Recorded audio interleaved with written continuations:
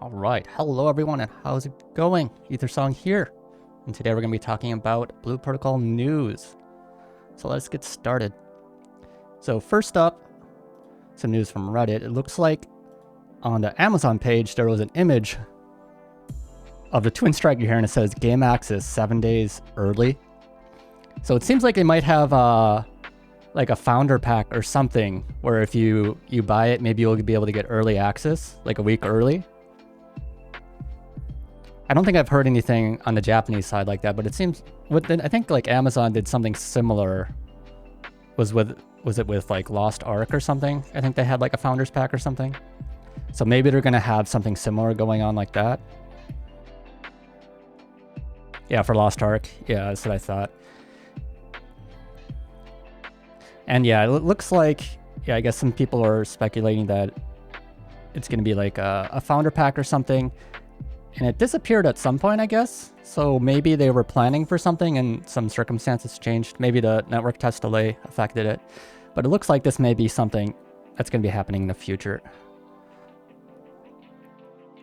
Other things, just some like random post on Reddit that I thought I was going to talk a little bit about.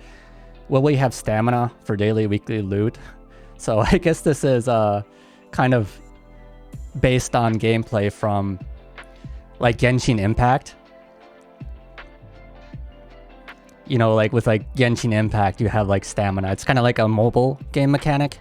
And since Genshin Impact is also like a kind of like a mobile game, I think it's kind of based like that. Yeah. Energy systems for mobile gacha games, which is something I never really fully understood. Like, why are you limiting players from playing your game? Why don't you just like have them play as much as they want and then they'll maybe buy more?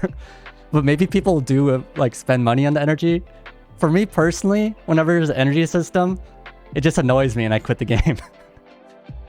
So I don't know. That's never a system I fully understood. But for Blue Protocol, the developers have stated that they're not going to have something like that, right? They're going to have the only thing that's really like somewhat similar is like, I guess it's not even really similar, but you get 3 like charges of extra like drops from dungeons every day, and you can stock up to 10 of those. So if you're gone for, was it like 3 days, you'd have like 9 charges of extra loot you could get from the dungeon rewards. And then you can like choose to use it or not. And then that's about like the only like really thing I find like somewhat comparable. And then I guess from other things we've seen, there's going to be like daily quests and I think some weekly quests as well. And I think it's somewhat related to the battle pass, but we really haven't heard too much about it yet, and there hasn't really been like official like talk about that too much yet, so probably wait for some more like official confirmation about how that's fully gonna work.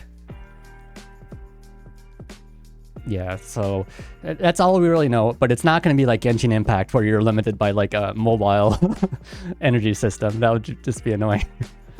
So that's like a good thing to know about. So next up, yeah, will this be a gacha game? So I think this is also like another thing somewhat related to the anime games of late, where you have Genshin Impact, the Tower of Fantasy, and I think a lot of those are just based around gacha character games where you roll hoping to get like the best gacha character or like the best gacha weapon or whatever.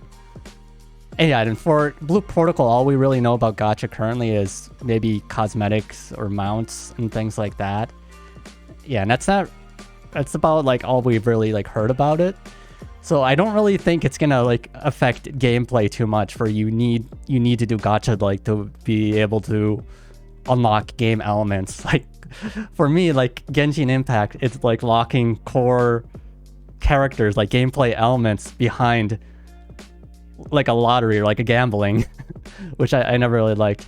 For gacha for cosmetics, I mean, gacha itself or loot boxes itself is not really like something I like fully enjoy, but if it's for cosmetics only, it's still better than blocking gameplay elements behind it. So it's not going to be a gacha game in the sense that Blue Protocol is going to have, you know, like locking to like key characters or like key classes or something behind like a gacha.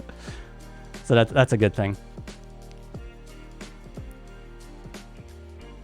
Yeah, no, poor people. Yeah, like other games, what is like Genshin Impact, you're spending, you like to unlock like a, was like a rare character, you could spend like $1,000. You're like, oh, I got it now, yay. Yeah, but I never really like gacha games in that sense, and I feel like from what we've heard so far, it's not going to be that I don't know how to say it, like as predatory as those other games. It's not going to force you to gamble as much. I mean, having gamble in it itself is maybe not the best, but I think it's going to be an alright gacha system from what we heard so far, but we're still waiting for more news, which we'll probably be getting.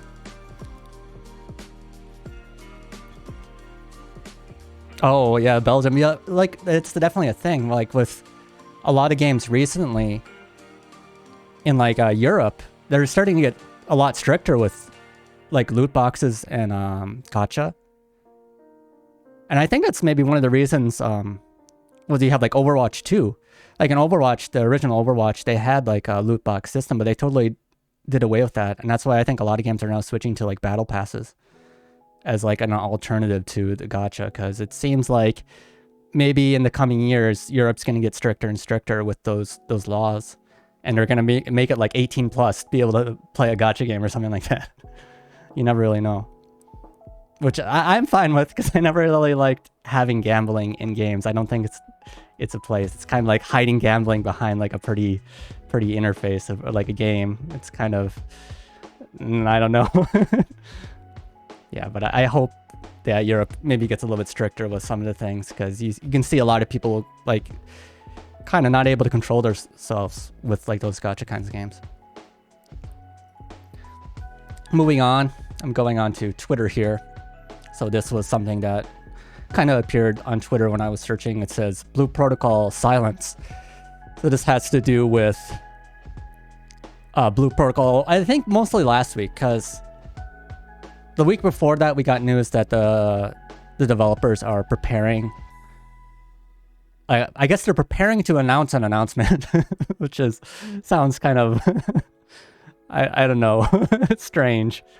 But what they were doing is they're saying they're getting ready to, getting, I guess, information ready about like what changes need to be made and what, I guess, like maybe bug fixes and things like that. They're getting those ready, and they're going to announce a date later where they're going to probably, I'm guessing they're going to announce like a live stream, right? Another dev stream. So that's probably the next announcement that's coming. So I think before they can announce that, they need to get all the like information put together, get their like schedules figured out. What are they going to do before the game releases? What are they going to do after? And once they got all that information together, they can think of a date to have another developer live stream. And then they can announce the date of when that developer live stream is going to be. So I think that's what they're preparing.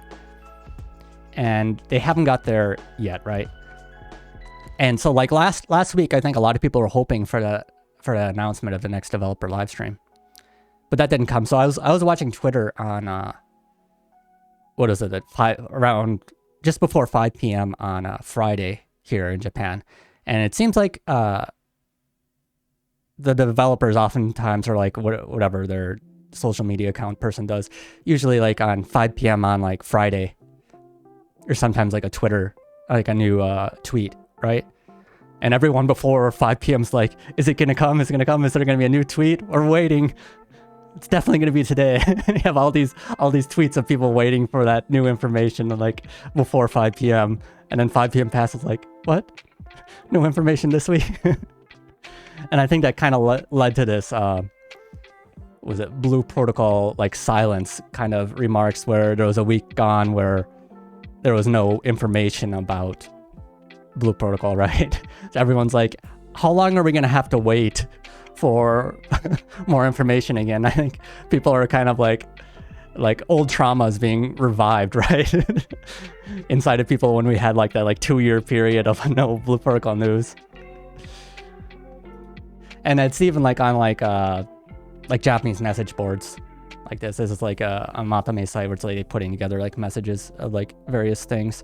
But like people aren't here. It's like, so I think it was like the developers saying that they're gonna give like, I think, information like soon after or something, like soon after the network test. How long is soon? People are like, maybe 2 to 4 weeks, or maybe 5 to 7 weeks, or maybe more than 8 weeks. Within a year. Just kind of like funny, sarcastic remarks where like we don't know when it's coming. Yeah, so I guess a lot of people are kind of concerned about when the next tweet about more Blue Protocol information is going to be, right?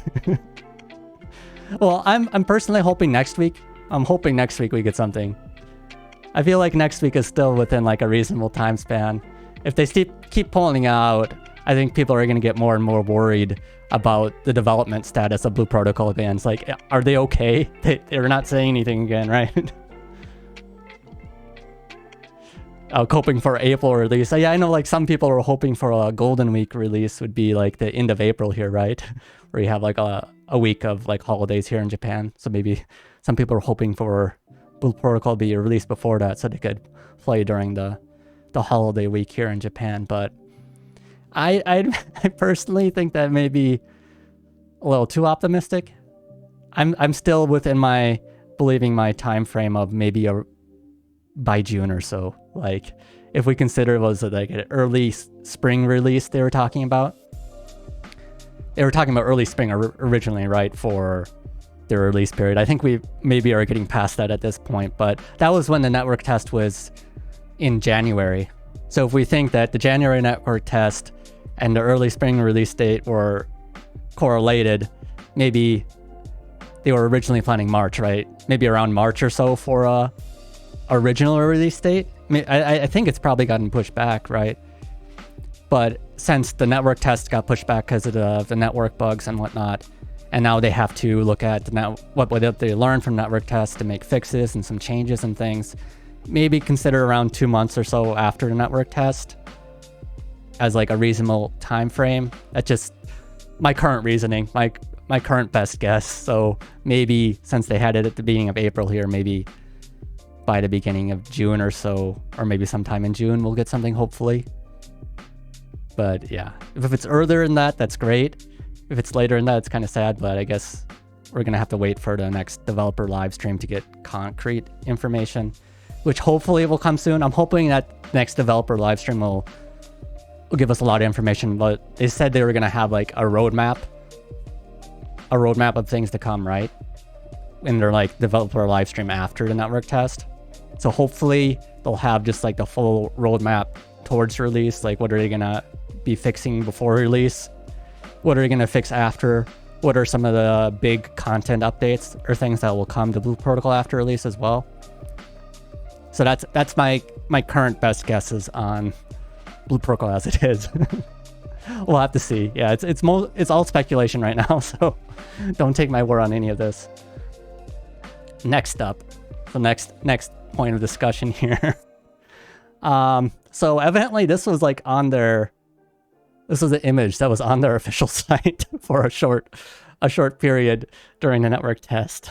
I found that funny. I originally saw this image. I'm like, where did this come from? And I did some searching, and evidently, okay, so if you look, this is the image that I'm talking about. And if you look closely, there's 6 classes here. Yeah, so there's 6, hello, Kasen, how you doing? Yeah, but there's 6 classes here, right? So it seems like somebody probably at Bandai Namco made a mishap when posting images on their, this was on the play guide on their official site, giving descriptions on how to play the game.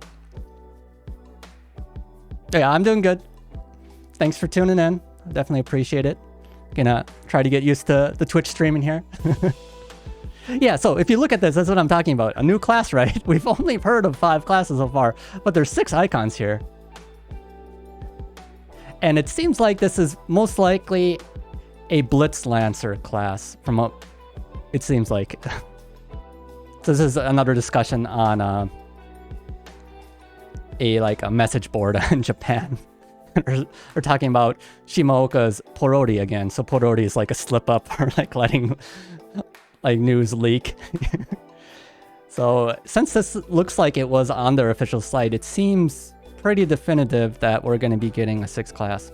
And let's compare this to what it looks like now. So this is what their site looks like now. And one thing to note is that the image here, so it says Blue Protocol 2 as their character name. And it's the same character name here. It's basically the same setup, except they updated it without the the class they shouldn't be revealing there. So it seems most likely we're going to be getting the Spear class. Yeah, so maybe, I mean, this is what it looks like currently when we in a network test from what we had seen. There was an empty space here. Right? There was an empty space for convenient empty space. Right? Nothing's gonna be placed there, right? But if it looks like it, I'm guessing most likely this is a Spear class. And that's something that a lot of people have been speculating since a long time ago, since you had like the spears placed in the shop in the game, right? You had like a spear weapon being sold. Or like not really sold, but like on display in the shop. And also guns as well, right? Which I guess leads some people to always be speculating about like what other classes could we be seeing. This is some images taken from the opening, the anime opening, right? Or like, are we gonna be seeing other classes? And since there's like guns and whatnot, I feel like a gun class might also be like a big possibility in the future. I don't know. I mean, they already kind of have like a gun, the gun hammer, right? The foe breaker. They already kind of have guns in it, and it's kind of a mix between the sci-fi and fantasy. So you have technology in the game. It's not like they're putting in technology out of nowhere. So it's kind of the mix of like futuristic and past and like time all mixing together with fantasy, which is kind of unique. I don't know about Feste class here. I think Feste is just unique on her own. This like dual sword class, maybe. Maybe we would see something like that. But yeah, like a spear class like this, I think seems pretty probable. And this is from a long time ago, 3 years ago on this post here. This is like a old data mine of like classes, and a lot of these class names don't directly link to what they're actually called. Like Berserker, I think, was Twin Striker. Magician was Spellweaver. The Blaster, I think, was the Blast Archer or the Keen Strider. And which I think like one of them like Sentinel, or like it was like names that relate to each. And Berserker was Twin Striker. Rebellion was Aegis Fighter. But yeah, but there was like this old like leak of like potential classes, right? Which we don't really know, like, are all these going to be appearing in the future, or are these like just placeholders for like NPCs or something? I don't really know, but one thing we do know is, yeah, like in a newer like data mine, there was like information about the Lancer or the Blitz Lancer kind of class. What type of class would I like to see in Blue Protocol? Maybe like a ninja class or something. That seems like it would be a fun, like an action kind of game, right? Being able to maybe like teleport or something behind enemies, or, you know, like move around, have like some like spells and not mixed in with like a melee class. I think that would be like a fun class. And I have another thing. This is from my Discord. So I guess many people are stressed about the state of Blue Protocol. It'd be awesome to hear some reaffirmation from the devs that they're aware of the drop issues. And among many things, that we need to wait for the devs to make an announcement on the game and its systems before sentencing the game to death. So I guess there's a lot of like doomsayers recently. Like you can find like doomsayers online. And like I may make some like criticisms of the game itself. Like I feel like there's like certain aspects of the game that could improve. But I think like any game can be like improved in like certain points, and like pointing out like things that could be improved is not saying that like I hate the game, or like the game's gonna die, or it's gonna be horrible, or anything like that. And like I don't know, like for like discussions about pay to win and things like that, some people are saying, oh, the game's just gonna be pay to win. Like we barely have any information about the monetization systems yet. We know there's gonna be monetization, but we don't really know to what extent it is yet. So talking about how bad the monetization is going to be before we even know what the monetization is seems kind of like backwards. Maybe wait for more information. Like once we actually have concrete information, yeah, then you could like say, oh, that's going to be bad or something like that. But don't say like something's going to be like horrible before like it's even decided. Yeah, but yeah, I mean, there's like, it's reasonable to talk about things people are worried about, saying that like these aspects of the game could be troublesome if they like monetize it this way, which I can agree with to an extent. But from what we heard, like even their monetization system as they've like talked about it so far, I don't think it's going to be too problematic. Like even like the, I don't know, like even like the crafting or like the adding like more plugin slots and things like that. 'Cause from like what I feel like currently is like once you get to the point where you want to like actually get like the perfect weapon, you're probably near the end game anyways. Because like before that, you're going to be leveling up anyways. And it's like, well, I'm going to like get rid of this weapon at some point anyway. So it doesn't need to be perfect yet, right? So you're like, at some point you're going to get to like, your like max level or like an in-game or like a certain like plateau where it's going to take a long time to go to the next point. And maybe at that point you want to get like your weapon like to the best state it can be. And then maybe like the monetization, like certain points, like certain monetization items would be appealing. But I think even then, will you need like a full plugin, like perfect like 5-star plugins and everything weapon to be able to participate in the game? From what we've seen so far, I don't think it's going to be that like severe of a game where you're going to need like perfect gear. I don't think like the gear is going to affect things to that point where you need like everything to be perfect to be able to play. Like how much of a difference is there really going to be between like the perfect weapon and like just a normal crafted weapon? Like it, yeah, if there's like, it's maybe like slightly pay to win or like pay to like progress or whatever you want to call it. But if like the difference between paying to do it and just having like a normal like, I don't know, like subpar, it's like normally crafted weapon is not that great, is it really going to affect people too much? Yeah, and that's another thing. So we have Vintoxicated bringing up a point here, but how much is skill matter versus gear? That's like another thing. Since there's going to be like, for I think the close range classes especially, being able to read enemies' attacks and dodge is probably a lot more important than having the perfect gear. Because if you're not dodging, you're probably going to die, even if you have the like perfect gear. And the perfect gear, I don't think it's going to affect your like maybe survivability by too much. Like maybe if you're putting points in health, you'll have like a little bit more health to like tank things for a little bit. But if you're able to read the enemy's attacks, dodge and attack as much as you can, you'll probably get probably more damage out of pure skill versus having like pure gear. That's my current impressions. So I personally don't know like how much like the monetization will really affect players yet. And that's something we kind of have to wait for more information to fully say. I mean, not just information about the monetization itself, but how that will actually impact the game when players play it. So when players go into the game and we're actually all playing the game, or like maybe the Japanese gamer gets released and we actually can see how much an impact will the monetization have on the game. So I think to make like too many like decisions, yeah, I think it's still a little too early to do in post. I mean, I guess people do in post whenever. When will it release in Korea?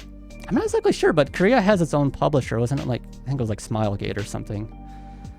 But I'm not sure when it's gonna release. Did I see the spear weapon in the anime trailer? Yeah, I was talking about that a little bit earlier about yeah, you have like, well, the spear. That's like one of the like the supporting characters. So it's like one of the characters you meet along the story, right? They had like given information about the character before in some of their tweets, but I think the bigger information is like the developers putting this on their play guide, so it looks like there's actually going to be a spear.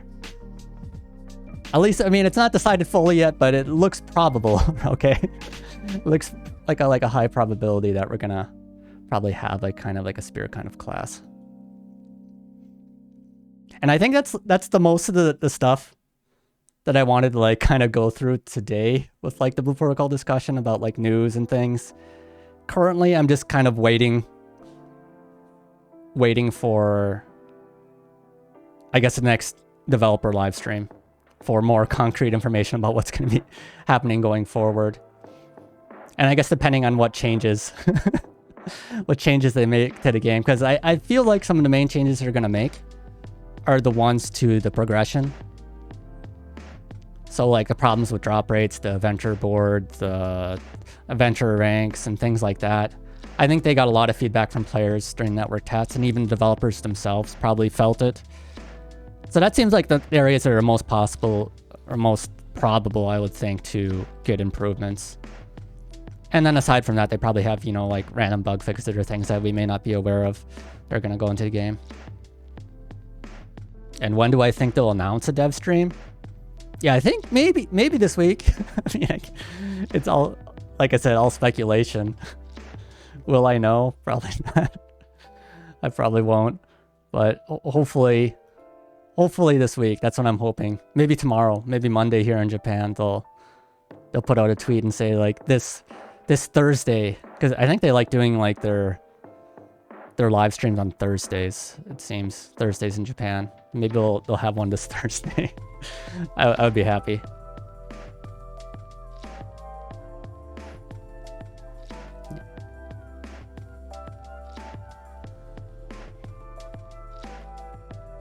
That's legitimately the only issue that's keeping it from being a really, really good game. Are you talking about like the progression system? I wonder how many mechanics will unlock in late game, or have they planned for late game? Lost Ark requires you to play like 30 hours to get to level 50, but you unlock late game. I'm not sure like how much more mechanics there will be actually in the game. Maybe we have seen everything. I'm not really sure. We kind of have to wait to see like what the in-game is supposed to be for this game. And I'm guessing my current hunch is that Blue Protocol, you know, is going to have like a story, and it'll continue up to a certain point, and then it'll keep on releasing more story updates later as like, I don't know, like I don't know, maybe like seasonal updates or something like that, or like we'll have a new story part released or something like that. Oh, they got a progression board quest. Yeah, I'm pretty sure those areas are going to get looked at. How much they'll change, we'll have to wait and see, but I think they're aware of the problems. Feste World Boss. Give Feste like a bunch of health. Make her like super like Godzilla size. That would be a funny world boss. What was it, like Final Fantasy 14? Didn't they have like a Moogle or something king, like a Moogle king kind of boss? I didn't get to that point, but I think I saw like a video or something of like this like a Moogle, and the Moogles are kind of like these cute little like creatures in the Final Fantasy world, but having like that cute little creature have like a king of that as like a boss was kind of cool.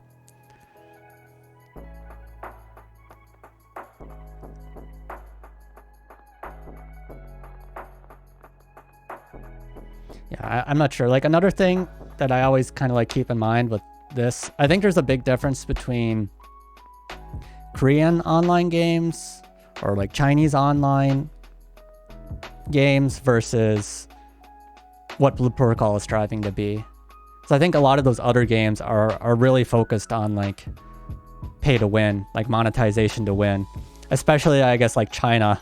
It seems, from what I've heard at least, like a lot of players are like happy to pay money for like games to like improve, like basically pay to win.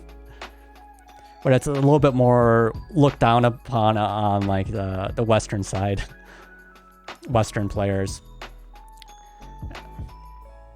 And I think, yeah, the Blue Protocol is trying to distance itself from money impacting the gameplay too much. Which, what we've seen so far, I think it's going to be all right. I'm not too worried about the monetization. Yeah, for, I guess, like something similar, maybe like Phantasy Star Online. I'm not sure, like, will they do like a similar cosmetic gacha system? Like Phantasy Star Online, like, was it New Genesis? I played for a little bit, but I didn't like their gacha system the best either. I guess I just don't like gacha itself too much, but if they give you like an easy way to like maybe like other routes to unlock gacha items where it's not only gambling, that would be nice. Maybe after like so many times you can unlock like something of your choice without spending too much money. Because I think New Genesis you had to pay like $80 or something, like to get like a unlock of your choice or something.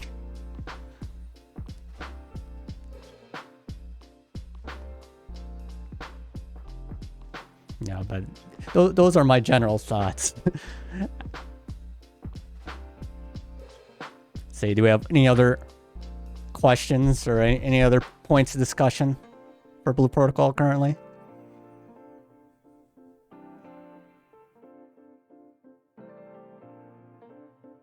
I'm pretty sure no one likes gacha, but if you can get it cheaper than spending lots, some like it.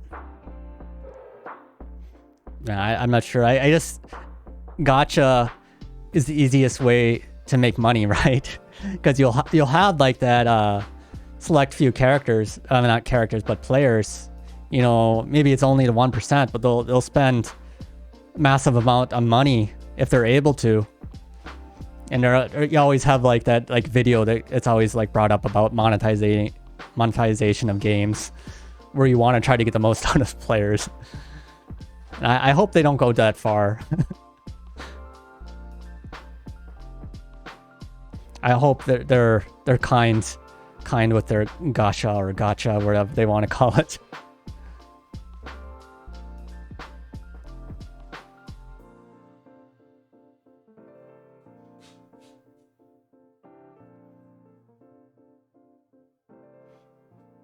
What is this? I'm pure free to play since money is hard to come by, and I don't like buying extra stuff in games. Yeah, I think a lot of people are just like are hoping to kind of like maybe to go in the game, you know, like free to play. And I feel like Blue Protocol, it's going to be pretty easy to do that. It's not going to be too much of a problem.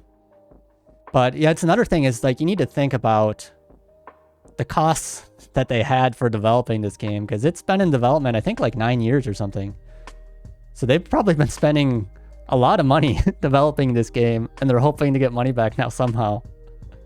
So there's probably a lot of pressure from the monetization team, or you know, like the company, to get the money back for the game. They're like, well, you spent this much time developing the game, you need to get money back somehow. But the difficult balance is that if you monetize players too hard, they're just gonna like go away from the game. They're like, well, I don't want to go to this game if it's just like trying to, you know, suck money out of me for everything. If players feel like they're being like abused by the monetization system, I feel like they're gonna go away from the game. And if they go too hard on the monetization, I feel like they could lose players. So it's, you know, a difficult balance. But I think monetization is best done when players like feel happy to spend money, or like, I like this game so much, so I want to spend money. And I think maybe like League of Legends is a pretty good example, where like a lot of times their monetization was like done through skins. Like you don't really need the skins. The skins don't impact your gameplay at all. But you see so many players buying those skins for League of Legends because they just like the game. They like their character. They want to show off their character in like a different way. So people like are happy to pay money to buy the skins. And I think that's a good example of like cosmetics done well.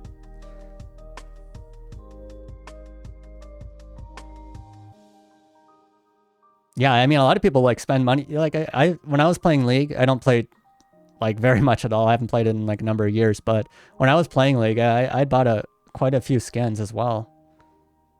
And I think it was like just fun, you know, be able to buy a skin and like play it in character in like a new appearance. So I always come back to like how Riot did like the skins and League of Legends is like a good way to do monetization for like cosmetics. But I mean, there's also a difference between like a MOBA and I guess, you know, like online game. Like I guess cosmetics are a little bit different for like an online game, but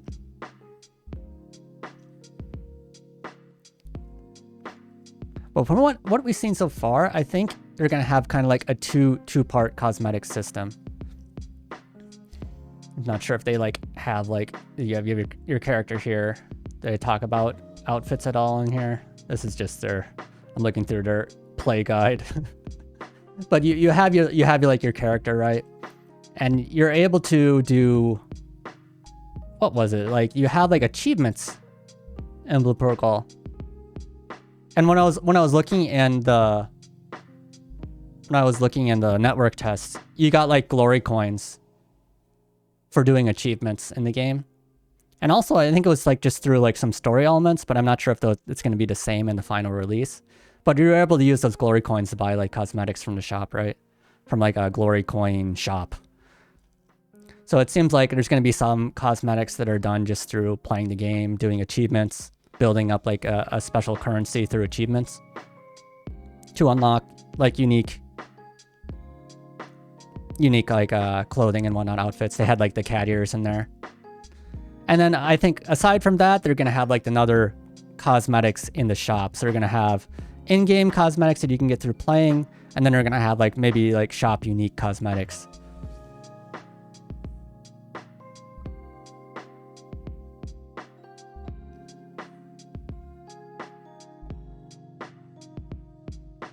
Yeah, it's going to be interesting to see how big Blue Protocol gets though. It seems like a lot of players in Japan are hoping for like another big like online game they can play that's coming out of Japan. Because what do you have currently? You have Final Fantasy 14, like a Phantasy Star Online. That's about it. And I guess Final Fantasy 14 had gotten really big, and it's really big right now. But that's after a lot of improvements over the years. And when it first released, it was in a pretty bad state, so they had to rework like the whole game. So I think like even if maybe Blue Protocol has some rough edges at release, they can work on improving the game, polishing the gameplay elements, making it funner to play, or more fun to play, and pulling in more people with like time. But I guess, it's going to be a balance again. Getting enough players in at the start, keeping enough players at the start as they go forward. While improving the game as they're moving forward, but maybe they'll get rid of some of the convenient stuff. Yeah, it's wondering how much of that convenient stuff will impact the game, because whether they have like increased drop rates, like a potion or like a consumable, increased drop rates for a week. Will that be needed to play? Because their drop rates are horrible in the network test, right? Their drop rates were pretty bad. But that was even with like the one was like 30% extra drop rates. Are they gonna like force players to get that? And they had like a experience potion, extra like 10% experience. And I think there was like some other leaks of like data mine, I guess, of like other various consumables that will be coming out. But we don't really know if those are going to be all only monetized items, or if you'll be able to get them just through like playing the game as well. I mean, if you can get like some of the same consumable items just through like standard story or playing, then maybe it won't be as big of an issue. Why was no one complaining about the drop rate 3 years ago? There was a lot bigger problems 3 years ago. What was it, like 3 years ago, before even drop rates, you only had like 30 slots in your bag, and everything you picked up went into your bag in an unappraised state. And after like 5-10 minutes, your bag was full and you had to go back to town. Time to go appraising stuff. So you're going back to town every 10 minutes. Your mount had an energy, which once it ran out, you couldn't use your mount until you went back to town. The dungeons, people will just run through, ignoring all the enemies. Yeah, there was a lot bigger problems 3 years ago. And before the even drop rate issue, it was more just like you had to go back to town every 5 minutes. Were they a problem? I don't think they were that as a big of a problem though. But I think some of like the drop rate issues are now coming from maybe the adventurer boards. Maybe they're making the problems worse because I had played was like a closed beta and I don't remember like drop rates being that big of an issue, though it's been 3 years. But I feel like maybe they made drop rates worse or something during that time. Like there's a certain items needed to craft weapons that just had like super low drop rates during the network test, right? And that seemed to be the problem. And that's probably the area they're going to be fixing. Hello, TB Data Haxer. Thank you for the follow. So how did you progress back in the day? It was similar, but they didn't have like the adventure board. And adventure rank was done through crafting Enhance Imagine. So you would craft Enhance Imagine to move forward your adventure rank. And then what was it? Items had a refinement system where you would throw away like drops you didn't need to level up items. And then also you had, what did they have? Battle Imagine could be fused into the weapons. Like there was a lot of systems that were changed since back then. And I think they made the feel of the game better. It feels, I guess, more refined now. It was kind of, it didn't feel the best at that point. And I don't know if they were like hoping to release in that state because like their adventure rank was really confusing then. Right now you actually have, it's pretty obvious that you have like an adventure rank board. You're like, okay, this is how I increase my adventure rank. Though I guess some of the problems now is like the battle points. I think it's just like, yeah, to be able to move forward with the game now, you have the adventure boards that have tasks you need to do, and those weren't present before. But the tasks that are asking you to do, certain of the tasks have just really low drop rate items. And you're forced to go back and forth between various areas to get like the same item multiple times, to get various drops. And it was like mushrooms, the mushrooms. Like it is, I mean, not even just the mushrooms, it was like foxtails and I think it was like goblin claws or something. They're just like super low drop rates.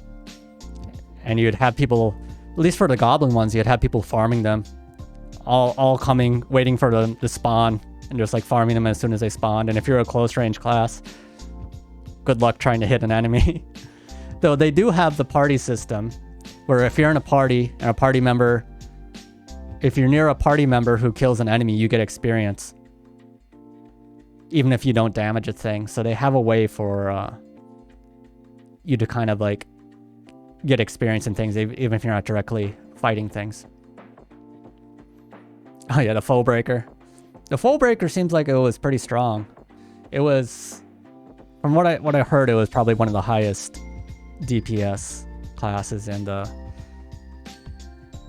network test. But yeah, like I guess that's another thing, like class balance. How much are they gonna want to balance classes before the game's release? And I think as for class balance goes, I think maybe it's not exactly class balance by itself, but the new player experience is going to be important, I believe, for the game.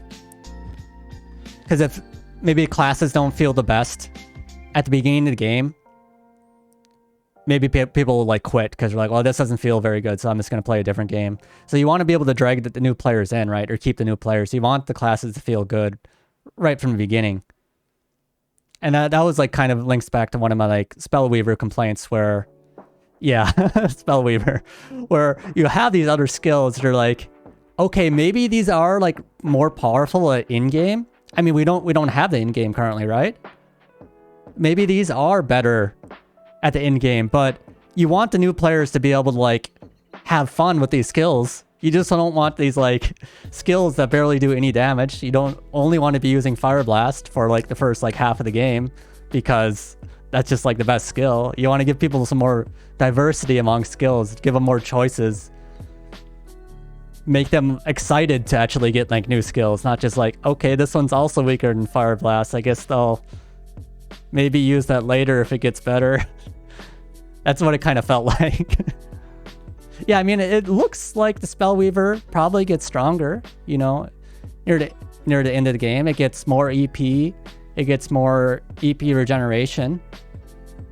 And then maybe like even the weak lightning spell at the beginning of the game. The weak lightning spell, it originally has only 3 hits that do like 8 damage each, which is super low. But later on, that turns into 7 lightning like bolts that come out. And even if they're not the strongest, then you're doing 7 hits each time, which is going to increase the party combo gauge really quickly. And maybe that party combo gauge is going to be really important.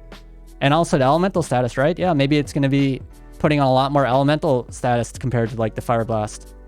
And I feel that that's kind of like where the developers were coming from, if I had to make a guess. Why the Spellweaver felt so strange early on. It's like maybe they were balancing from like in-game perspective, or like at the in-game this is how it's going to be. So that's why the early on some of the classes feel, I mean some of the skills feel off. The Fire Dot, yeah, the elemental gauge was another thing that I don't know, it felt kind of strange. It worked. Okay, I can explain how it works. So, look, did they have it in their play guide? I'm not sure if they have it in the play guide here. I could maybe bring up like an image of something. I had like a site. Maybe I can find a site. Give me a second. I had like a site with like some of the tips from... Did I have that somewhere? There was like, I had like a site that had all the tips from the Blue Protocol. I think it was this one. Where is this? Give me a moment. Let's bring up a new tab. So this is like somebody compiled all the game tips from the from network tests that you could read. And I think there was like an one about the elemental bursts. Here's another thing about elemental system. So some of the enemies have weaknesses, which was like something you may not realize early on. Like enemies are weak to certain elements, so using different elements can be important. So I guess for especially dungeons, if there's a lot of enemies that are weak to a certain element, you're going to want to bring that element into the dungeon, which means you're going to want to switch weapons and maybe switch skills. Especially for the Spellweaver, which has multiple elements to choose from. So that's probably another one of the strengths for the Spellweaver, being able to have more elemental choices to be able to do damage. And here's like the burst bonus. I guess the image is kind of small. But like how it works is when you do elemental damage to enemies, it doesn't matter what elemental damage it is. It can be fire, it can be ice, it can be lightning. You can be doing all 3 of them. And that's going to build up the elemental gauge. So all of them contribute to the same gauge. So fire, ice, lightning, light, dark, all 6 elements contribute to the same elemental gauge, which feels kind of strange. I felt like maybe they would have like separate gauges or something for that originally. I was like, are not going to have them like separate? But no, they're like all the same. They're all compiled into the same gauge. And there's certain breakpoints like along the on the gauge, like so level 1, level 2, and then level 3. And once you get to the level 1 breakpoint and you've built up enough of the elemental damage, it triggers whatever element you did the most damage with. or which element had been built up the most on the enemy, it'll trigger that elemental effect on the enemy.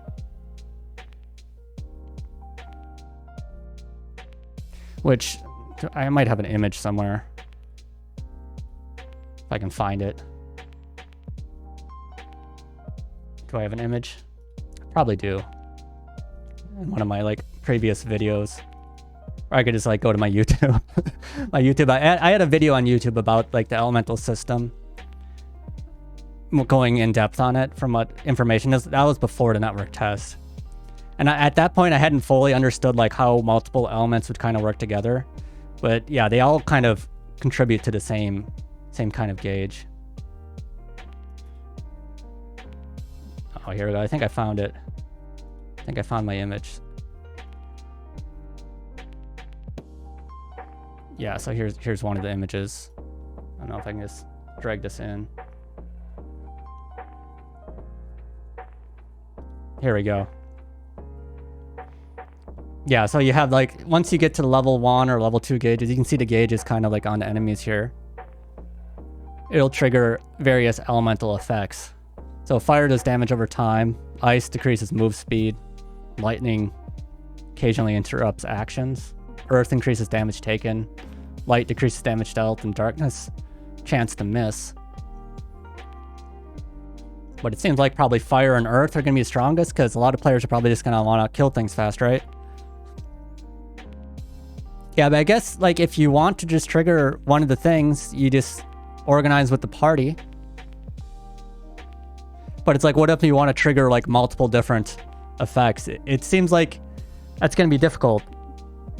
I don't know, like from like what I was hoping for originally was like a system where you could kind of like organize applying like these multiple different kinds of effects on an enemy.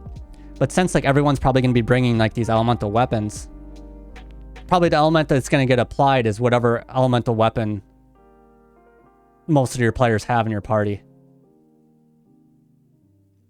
So like if you're a spell weaver and you bring like ice spells, but all your other party members have like a fire weapon or something, probably the fire will be triggered even if you wanted like trigger ice. You're probably not going to be able to trigger like the ice effects on the enemy. Which I feel like maybe it could have been like more interesting if they like broke it into like separate bars. Maybe that would have been like too complicated. I don't know. If they had just like a separate elemental bar for each thing, and then you could focus on like organizing with your team more, like everyone bring like these 3 different elements or something.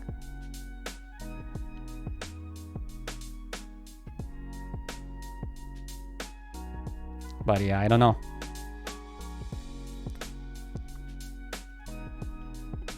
And I guess just another point about this elemental system is, yeah, once you get to level 3, it goes to a burst, which is separate effects.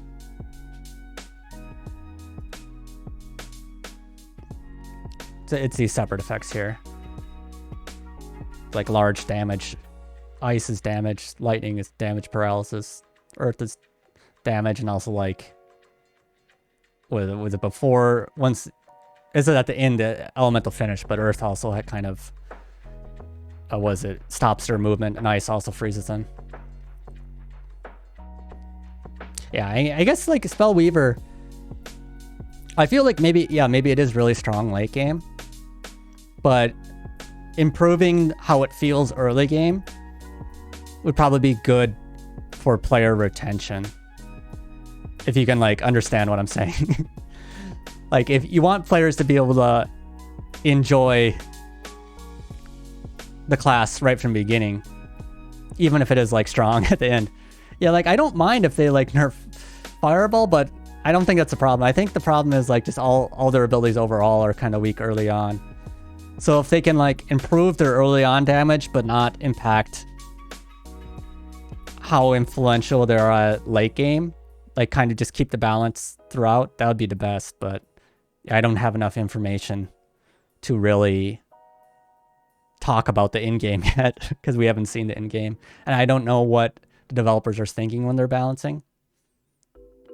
I mean, I think a lot of people from the network test only get like a small glimpse of the game, right?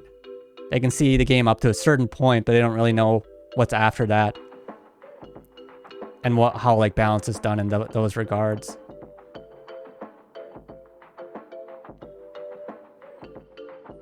Feel like Aegis is best at the beginning.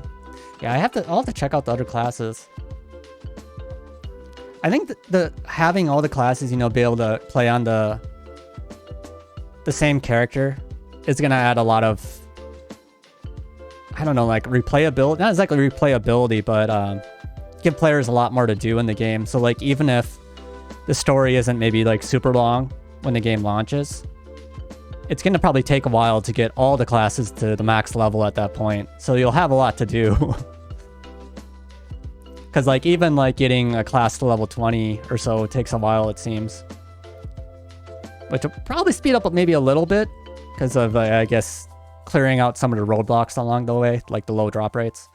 If you clear those out, then it's going to make progress go a little bit more smoother. But I think even then, getting all the classes to max level is going to take a little bit of time. So that'll keep players occupied.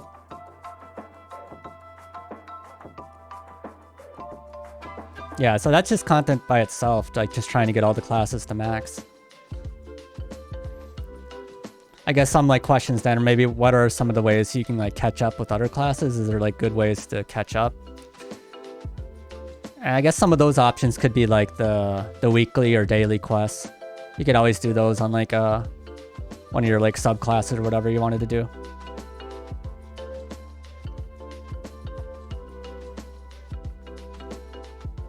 You're gonna be playing the JP version. Yeah, I'll probably be on the JP as well. I wonder how like long a wait it will be for global. Global the day after JP, source, trust me. Well, it's confirmed here then. We have the release date for a global. Still no Southeast Asia. Yeah, it's kind of a sad day for Southeast Asia. Is there like, I wonder if there's like no not developer, but a publisher from that region that wants to publish the game. I'm not exactly sure how like the developer-publisher relationship works for a lot of these regions. Like does Bandai like Bandai need to like ask for like a publisher from Southeast Asia, like somebody please publish our game, or I guess they don't want to do it themselves or something. I don't know. Seems like Bandai Namco just kind of want to focus on inside of Japan for themselves.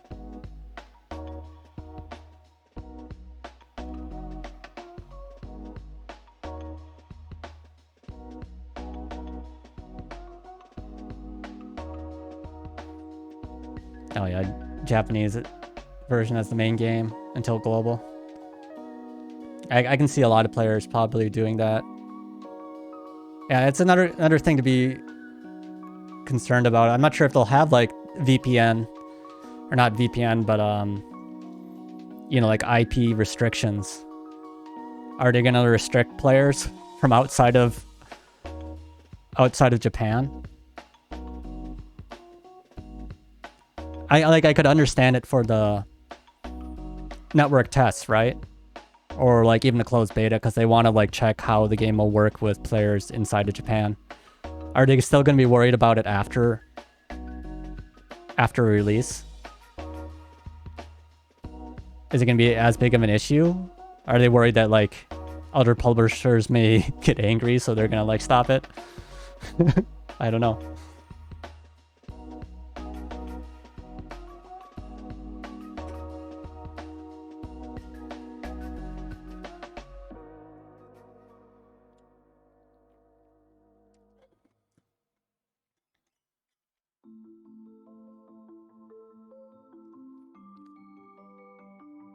Let's see, I'm not sure if there was like anything more really on Twitter here that I was really looking at. There was one kind of interesting tweet, I think, down here. Somebody talking about investors here, but where was it? Oh, there's one here. I don't know if I have it like fully in view here, but there was some of the information about all the like class shared abilities here.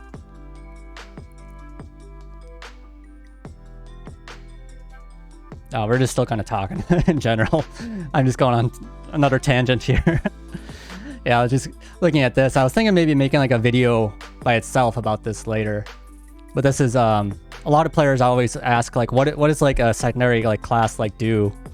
Like how do you like share like the skills? Are you able to like switch out like weapons from another class or something? And it's like no, it doesn't work that way, but you have the passive abilities that can be shared from other classes.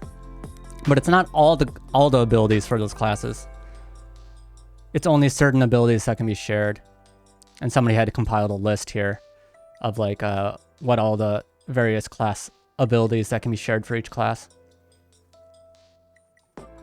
Yeah, there's like each class has like the passive abilities that can also be equipped. And then certain abilities can also be shared. There's 2 slots. Where was it?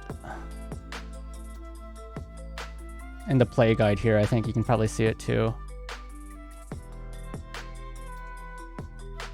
Character. Yeah, so like on this character, you see right here you have, it's kind of like goes weird when I click it, but you have right here, there's two slots here, and then there's 2 slots here. And these are your class abilities, so these are like your passive abilities. And down here, these are only limited to your current class.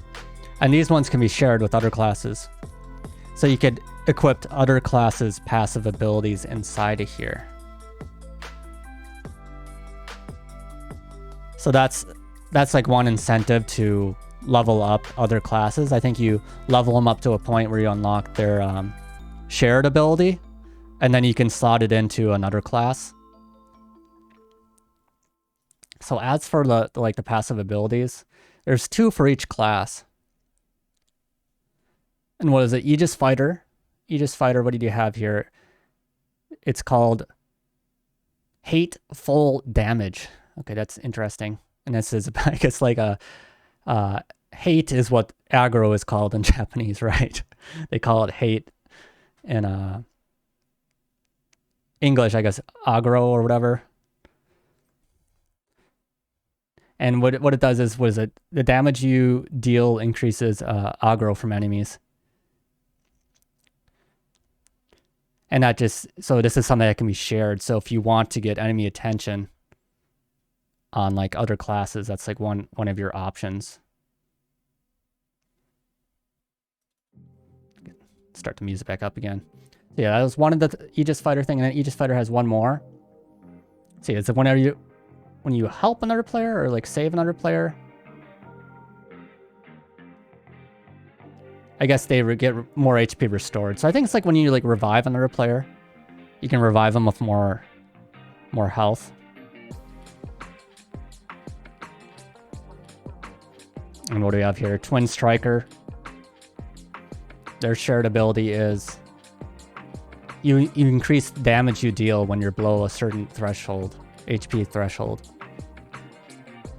And their other ability is you take less stamina to dodge. The Blast Archer, First Aid. So you increase the speed that you can save players. So maybe this would be good combined with the Aegis Fighter's ability, right? Where when you I guess, revive a player, you revive them with more HP. So then you could revive them quickly with a lot more HP. Maybe you have like one player dedicated to kind of reviving down players if they need to. That would be like one way you could kind of like set your passive abilities. And you also have another thing, Item Healer. This is from the Blast Archer or the Keen Strider, whatever you want to call it. I guess it decreases the cooldown for using healing items. So you're able to use more healing items. For the Spellweaver, they have a Damage Burst shared ability. It increases the damage you deal, and also elemental buildup during a burst bonus. But I guess that's when you get to like the level 3 burst point. You'll have like, you're able to deal more damage to enemies, but it increases it even further. And I think it builds up the other burst bar to going up from level 1 to 5 for the burst finisher. So that builds it up faster, evidently.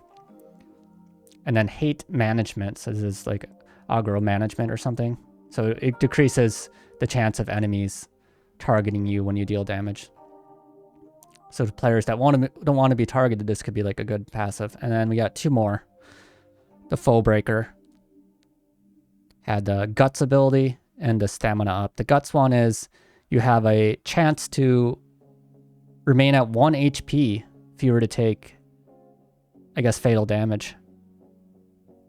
And a chance increases as the level of it goes up. And then you have the Stamina Up ability. That increases your stamina. Yeah, I guess Stamina Up could be good for a lot of classes, so maybe a lot of classes are going to want this as a passive. But that's kind of like how the passive system kind of works in Blue Protocol there. I might have closed the page, but yeah.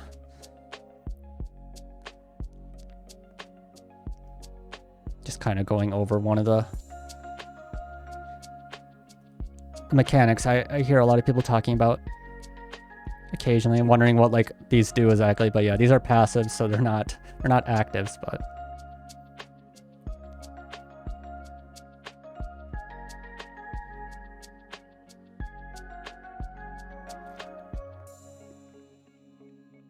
and we have here.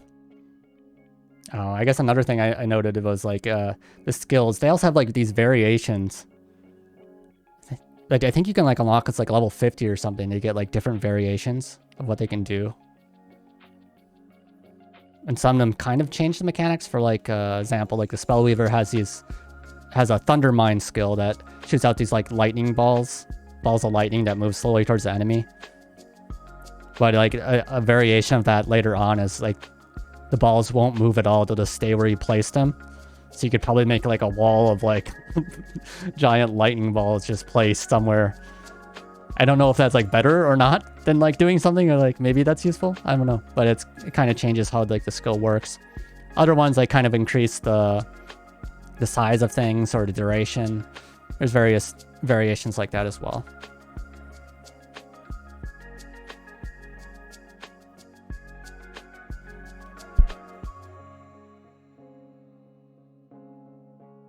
Yeah, but that just kind of went over some of the other things I had noted from the network test.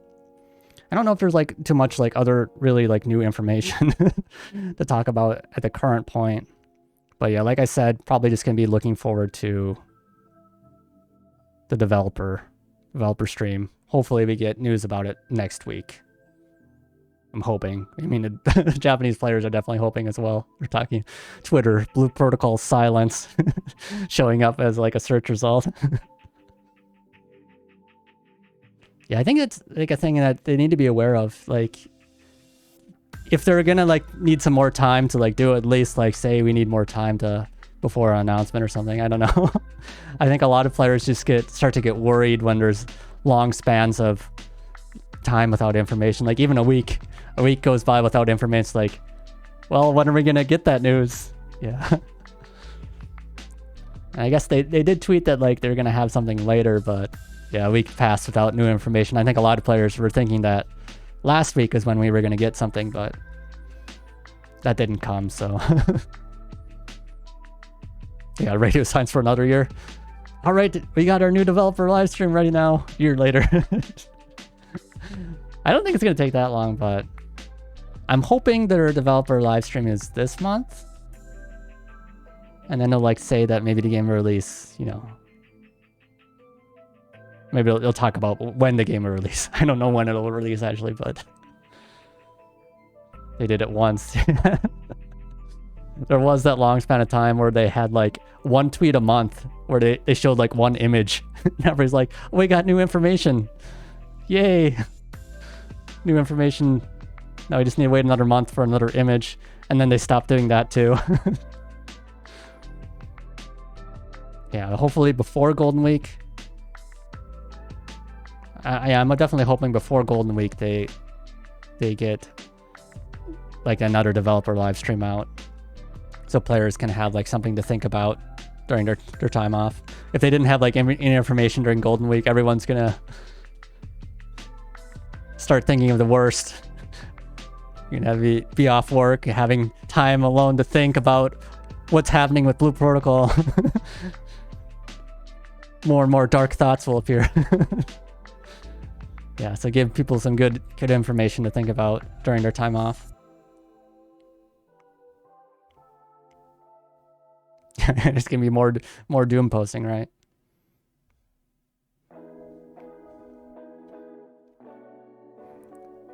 Yeah, but that's about all I can really like think about for today's Blue Protocol news. But yeah, if there's like any other things you like want to know, or like any other things that appear, I'll probably be talking about some more. But I think I'm gonna be playing, maybe like play a game here while chatting. So if people want to like stick around for that a little bit, I had a couple games I was thinking of doing here. But I'm gonna stop the recording here.